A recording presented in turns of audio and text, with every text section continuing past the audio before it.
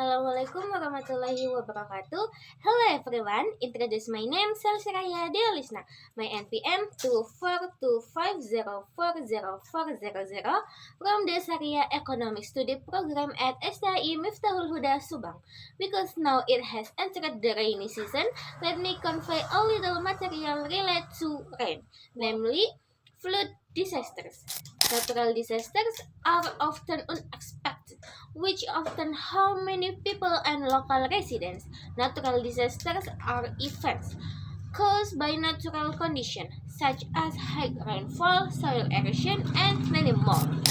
High rainfall can cause flooding, which is a situation where an area or region is submerged by a large amount of water. In addition to rainfall, there are several other causes of floods. There are several types of floods, including number 1, river overflows flood occurs when river discharge overflow beyond its normal limits. Number 2, sea outburst flood or ROF, caused by rising sea levels, often due to storms, tidal waves, or damage to coastal ecosystems. Number 3, inundation flood occurs when air inundates low-lying land due to heavy rainfall. Number 4, flash flood, a very strong and sudden flood, often accompanied by landslides that destroys the entire low path.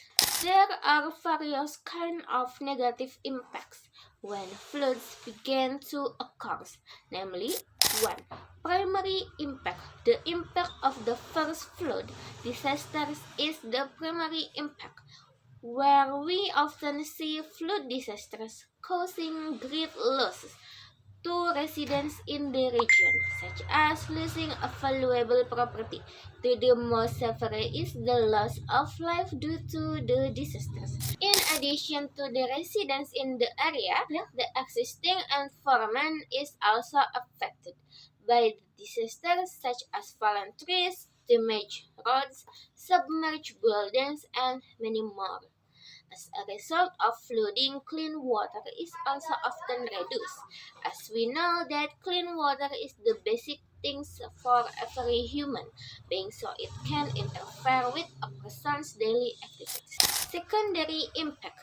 The impact of the second flood disaster is a secondary impact, with the flood disasters containing water that has been mixed with various things that make it dirty. In this water often carries disease outbreaks that can attack the community, especially children and elderly.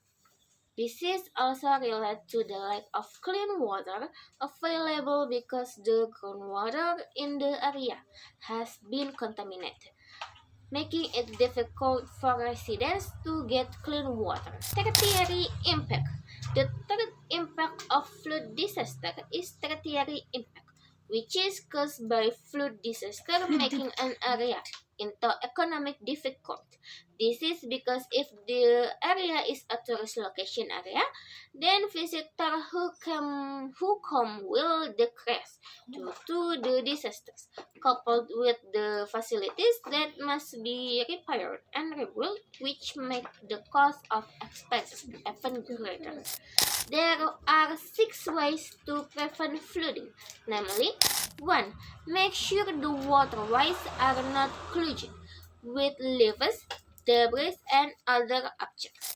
2. Always dispose of garbage in its place. 3. Increase water absorption lane. 4.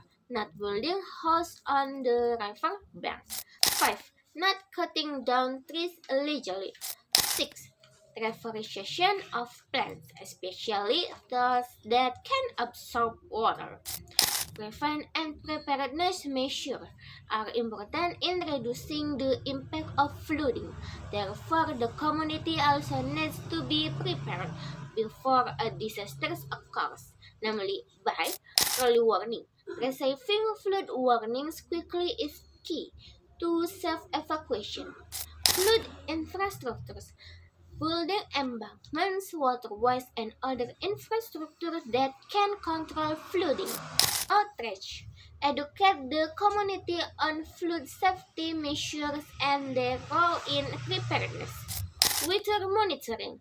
Good weather monitoring can help prevent flooding.